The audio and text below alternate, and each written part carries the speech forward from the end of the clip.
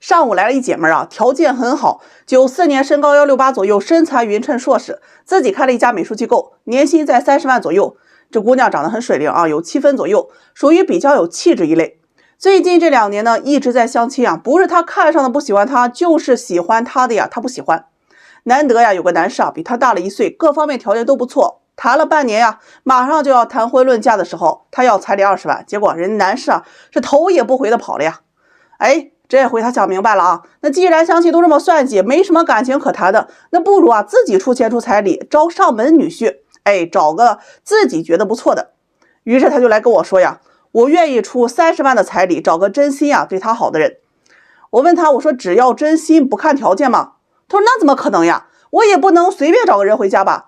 于是呀，噼里啪啦的跟条件列了一大堆呀，我的肝都跟着颤。这第一啊，男士学历985或者211本科以上，毕竟呢他是硕士，学历不能差太大了，不然2个人这思想层次啊他不一样，怕以后沟通困难。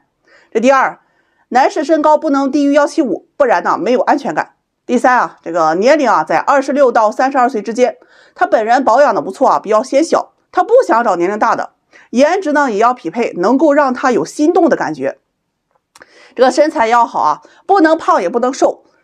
这第四，他脾气不好，还比较慢热，需要男士给他提供情绪价值，懂得照顾他，允许他作一点。性格要稳重，要会察言观色，记得他所有的喜好，生活呀要有仪式感，不要生活质量下降。这第五呀，这男士家庭啊也有规定啊，条件一定要好，父母一定要有存款，有社保，有退休保障。而且婚后不跟男方父母同住，因为他不太会处理复杂的关系。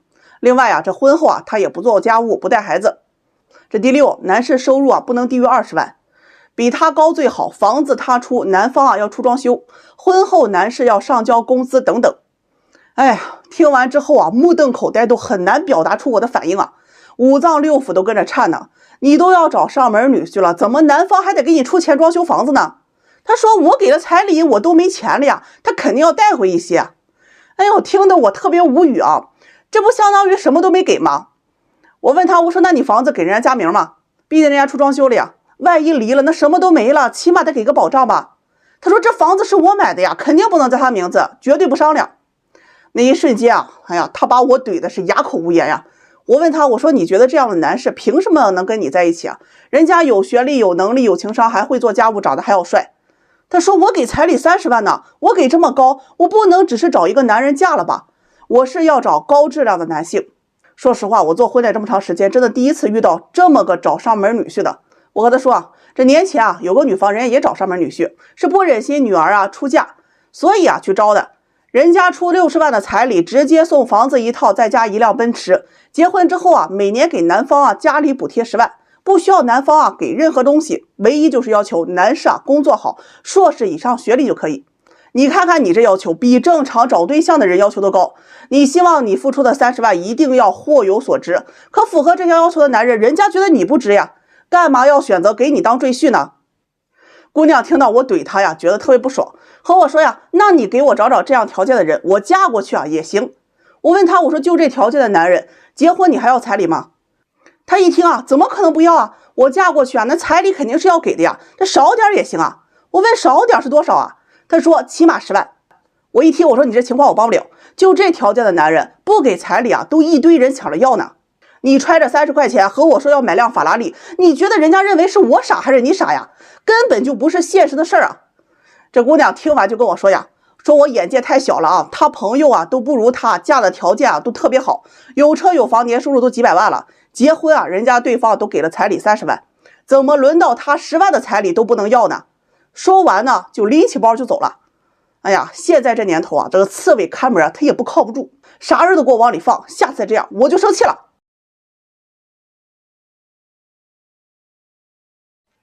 说点彩礼那些事儿啊，有一个活我最不爱干，那就是提亲啊。那家伙一问到彩礼，就一个个跟炸锅一样，现场就跟那菜市场一样，讨价还价。有的人家呢还通情达理啊，这彩礼呢看着能力给，这有的呀要了20万都觉得亏了呀，结婚当天哎不下车，你非得再给我10万。哎呀，人生不易啊，今天上午就提心吊胆，跟男士一起去女方家里提亲去了。咱就把这个过程给你们说说啊。先说一下这个两人的情况，男士是92年的硕士，在国企工作，年薪在20左右，独生子啊，父母都是公务员。这个女方呀是94年3本，是艺术类的啊，待业在家考公务员，父母是农村的，有一个弟弟。两人呢是自由恋爱了2年，同居1年多。恋爱期间呢，这个男士每个月是给女方生活费在3000左右，还给他还了外债7万，再加上生活开支啊等等，这2年期间啊花费了将近30万。上午去的时候，这姑娘和弟弟还有妈妈在啊，爸爸去干活了。我们到了之后啊，这双方啊是嘘寒问暖了一会儿，后面呢就开始聊到这个结婚的要求了。女方妈妈不说则已，一说惊人呐，房一套，车一辆，彩礼30万。我听完那血压蹭蹭蹭往上涨啊，真后悔没把我那池子里王八给带来劝劝我呀。男士呢听完就解释说呀，自己啊现在没有钱啊，头2年刚买了房子装修，这2年收入啊很多啊也都是花给2个人了，这个最多呢现在也都能拿出个10万左右。女方妈妈一听啊，理直气壮的说呀，谈恋爱都得花钱，怎么你还得把这钱算到彩礼里面嘛？你1年挣20万，彩礼啊要30万，这要求啊一点都不高。我一看这情况啊，还没谈就吵起来了，就赶紧解释呀，这彩礼啊就不要跟这个男方收入挂钩了，当地的风俗啊也就是几万，最多也就10万了。我这话呀还没说完，女方弟弟就嗷嗷了一下啊，打断我说，现在10万彩礼拿出来不丢人吗？女方妈妈呢也是紧跟着声音特别大的怼过来啊，你知道我们村里有个寡妇啊，带着6岁的儿子找了一家呀，人还给了20万的彩礼，我家闺女这不能连寡妇都不如吧？我们家面子放哪？接着又说呀，他们村里没本事的姑娘嫁人啊，人家大专的这个干电焊的都要给20万，怎么你学历研究生还是当领导的，好意思比这个低吗？哎呀，这话一出来，男上当时就火了，你女儿现在没工作，还是靠我养着呢，怎么好意思要这么多啊？两人呢就是你一言我一语的吵了一会儿啊。男士转身啊就问女友啊，我要是没有这30万，你嫁不嫁？这姑娘脑子啊也不带灵光，听了就说呀，这结婚啊是要跟你一辈子的，嫁到你们家呀就要伺候你们，给你生儿育女，把我妈妈自己扔到家里，那肯定是要补偿的。再说这钱也不是给外人呢，我妈呀就是你妈，那又怎么了？男士当时听完呢，气得血压都往上冲啊！我拉住他先冷静一下，就听女方妈妈在那儿又苦口婆心的劝呀，这笔钱呀我们也不要，那存在女儿的名下，万一哪天你们离婚了，这女人带个孩子呀，她也不好嫁人呐，这钱也能够给她当个保障。男士啊接着就问啊，那给30万赔价多少？对方理直气壮的说没有赔价。这时候啊男士就已经很生气了，说要么10万彩礼两人结婚，要么分手。对方一听啊直接说啊，这10万可以，但房子啊必须得加名字，车也得是女方的名字。还有你们没看着对方的要钱的嘴脸啊，上辈子土匪这辈子都投胎他们家了。我劝女方，我说你们家这个条件啊，聪明点的不要彩礼也会嫁。男士硕士年薪20万，独生子，父母在政府工作，这条件啊够优质了，多少人都想认识。姑娘你马上30了，去相亲也是一个不讨好的年龄，没有工作，各方面条件一般，分了手你根本就不会找到他这样的。我还没说完呀，他弟弟就说呀，我姐那是要考公当官的。哎呀，那底气让我觉得啊，那都不是考公了，那是要考总统了呀。双方呢又因为啊是谁配得上谁啊，又吵了一会儿。最后他弟弟是直接起来啊撵我们出门，说我姐有的是人追啊，连彩礼都不舍得给，以后啊对我姐肯定也不好。男士气的呀，出来就给他女友打电话嘛，结果呀是被拉黑了。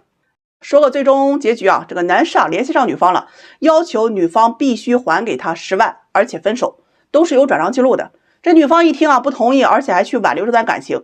沟通到最后啊，就说这个分手可以，这个钱呀5年之内再给他，并且呢录了这个电话录音。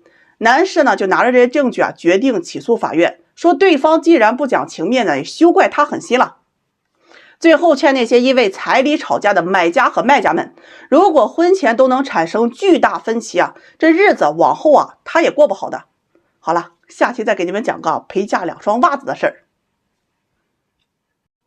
现在社会有一种很扯淡的婚恋观，就是认为可以和不喜欢但是条件合适的人结婚，说感情可以婚后培养。有一位男士28岁，在国企有一份很不错的工作，家里人不停的催婚，于是啊开始频繁的相亲。遇见一位女士呢，是27岁做会计工作的，两人刚见面啊，男士对女方感觉啊特别不错啊，就主动去追求，但女方觉得呀他有点矮，性格还挺木的，所以啊不喜欢。但碍于男人的这个学历高，而且工作也很好，家庭条件也不错，于是在权衡利弊之后这姑娘同意交往了。平常的时候呢，这个男士就主动发信息给她，女方呢是有问才有回，从来也不主动发信息给男士。两人约会呢也总是很客气，总是感觉这关系就是亲近不来，也一起做过很多外人看来很恩爱的事情，比如说一起吃饭看电影，牵手踏马路，假期有空呢也出去旅游，但是总感觉这精神层面上很难有共鸣，就算做了这些之后也很难开心。家里人不停催促，责任都怪到男方身上，觉得是男士不够主动不够热情。但每次男士主动去吻她，姑娘总会觉得很不舒服，即便是被动接受，事后还是觉得一点都不美好。就这样，两人熟悉又陌生的谈了半年之后见了双方的父母，很快订婚结婚，彩礼要了18万。婚后的两个人呢，稍微一点不顺心就会大吵大闹，一天小吵2天一大吵，姑娘是越来越讨厌对方。很多小细节呢，比如说男士吃饭发出声音，男士亲吻的样子，甚至连一个牵手都感到厌恶的无以复加。两人平常呢没有话说，工作完回到家，要么冷冷清清，要么吵的是翻天覆地，邻居劝架都劝累了。结婚半年后，女方主动提出离婚，退还一半彩礼，另一半呢当做婚姻失败的补偿。男士同意了，两人一场婚姻闹剧结束了。很多人都问过我不喜欢对方，但是对方条件很好很合适，可以结婚吗？答案是不可以。纵使举案齐眉，不能和喜欢的人在一起终究意难平。结婚是另外一个纷繁绕杂的开始，你们要朝夕相处，一起要做很多其实远远都谈不上令人享受的事情，比如说买菜做饭，买房子装修房子，要融入对方的家庭生活，孝敬对方的父母，生孩子给老人送终等等这些。如果你对这个人不喜欢，根本坚持不下去，你会越来越讨厌他，他做错一点小事你都会放大10倍的去嫌弃，这样的婚姻压根儿没有幸福可言。而结婚后培养的感情是和爱情无关的，有一部分是友情，有一部分是亲情，除非你有特别吸引对方的特质，比如说能力出众、才华、幽默、长相帅气，慢慢培养一段时间可能会产生爱情，否则永远都不会。爱情是身体本能的想要靠近对方，如果对方排斥亲吻、身体接触这些亲密行为，那就是不爱。身体它骗不了人，不要去和一个你不爱或者是不爱你的人结婚。另一面呢，如果婚姻只看爱情不看条件，那这段婚姻也会千疮百孔。激情期荷尔蒙上升，只看到对方的闪光点，爱得死去活来，认为是非对方不娶非对方不嫁了。但激情退却，一只脚踏入现实的婚姻生活当中，你就会发现爱情是很容易被消耗掉的。它没有那么的优秀，你也没有那么的完美，都有缺陷，彼此无法再带着美颜滤镜去看待对方。有家庭责任感的人他会固守家庭，而追求自我的人很容易厌烦这段感情，出现婚外情。我们选择的结婚对象一定是可以和你共同抵御岁月侵袭的伴侣。首先呢，你要从对方的身上是有所图的，比如说你图他性格温柔对你好，工作稳定，圈子和你相同，他会图你的性格稳重，工作能力和家庭条件，这叫做条件合适。